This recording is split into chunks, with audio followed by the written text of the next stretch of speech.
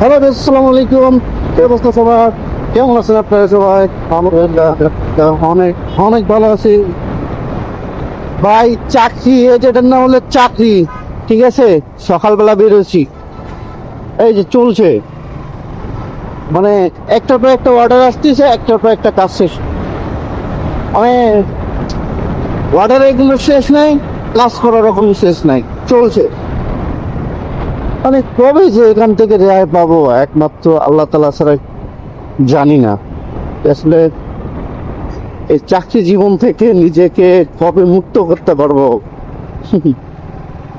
এই নিজের স্বাধীনতাহীনতার থেকে যে কবে আমি মুক্তি পাবো আমি নিজেও জানি না। বাস চলছে, ভালো তো লাগে না। চাকরি করা, পরের অধীনে কাজ করা তো ভালো লাগে না, কিন্তু করতে হয়।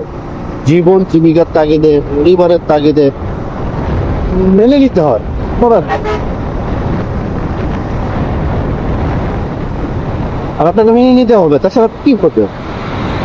না আছে আপনার টাকা, না আছে আপনার পয়সা, না আছে আপনার জমি জমা, যে আসলে বাড়িতে গিয়েও যে আপনি কৃষি কাজ করে খাবেন, কি করে খাবেন আপনি বলেন তো?